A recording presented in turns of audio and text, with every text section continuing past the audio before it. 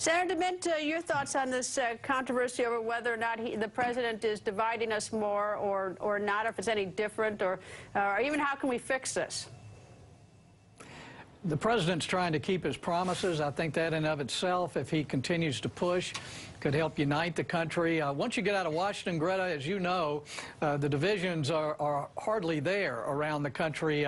People, as Americans, work together well. Certainly we have our problems, but not nearly as exaggerated as you see in political circles.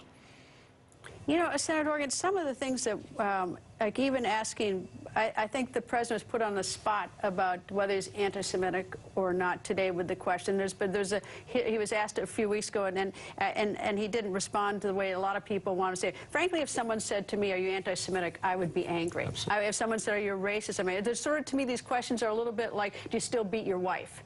And those are, those in many ways, make it very hard to unite the country. But the fact is, his style sort of invites that, because his style is very provocative.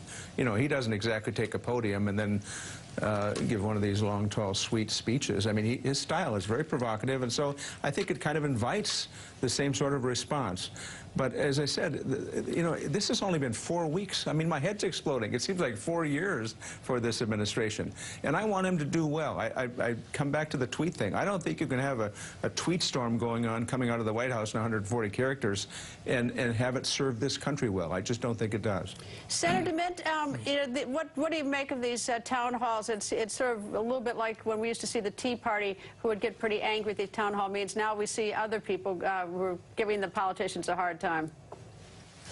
Greta, it's not really like the Tea Party. I was going through this document today, Indivisible. These folks are very well financed, very well organized. They're being bussed around to go to these different town halls to disrupt them. So it's going to be difficult for congressmen to go out and defend their positions, because these folks who are coming are not coming to contribute, they're coming to disrupt. So it's an organized effort to make it hard for Trump and the Republican Congress to be successful. Hopefully they'll continue to plow through. Although, Greta, I'm concerned that all of this pushback has delayed the repeal of Obamacare and certainly other agenda items that need to be taken up. Greta, let me just say, I don't agree with Jim on that. The fact is, you go back to 2008, 2009, when we had a lot of those town meetings.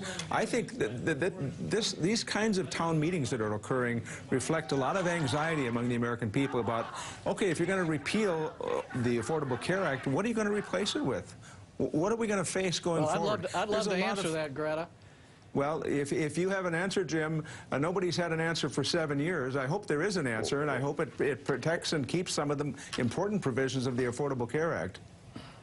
Well, Byron, before Obamacare, America had one of the best health care systems in the world.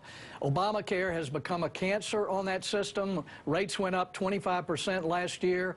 70% of counties have only 1 or 2 choices of health insurance policies. We don't need to replace the American health care system. We need to remove the cancer of Obamacare and begin to improve the system so that every American has the opportunity to buy and keep a health plan that they can afford. Well, we agree with wanting to buy and keep a health plan they can afford, but for the first time in many, many, many decades in this country, we said if you have a pre-existing condition, you're going to be able to get insurance. Prior to that time, you couldn't find insurance if you had a pre-existing condition, or you couldn't afford it. So there are things that, I wrote the provision in that eliminates lifetime limits on insurance policies. A whole lot of folks are going bankrupt because of that, so we got rid of that. There's some good things here, and I'm really wondering when they rewrite this, whether they will be able to keep the provisions that are so important in what the Affordable Care Act really was. Let me ask you both the same question, and I'll go to you first, Senator DeMint, so you'll have more chance to think of the answer. Senator DeMint, to what extent does the base of each party make it exceedingly difficult for the members of the House and the Senate to do their job? Because they happen to be the most passionate followers, and they're the ones hitting the phones and showing up, and they have a right to be there. But to what extent do they make it unsafe for politicians to work things out with their opponents? Greta, I have a lot of friends who are Democrats, but they have polar opposite views of the role of government. The Democrats generally believe in more central power and control. Generally, the Republicans, at least those of us who call ourselves conservatives, believe that America is free because individuals make more of their own choices, that government should be limited and decentralized. It's just polar opposite views. And when you look at health care, we believe we should move most of this back to the states.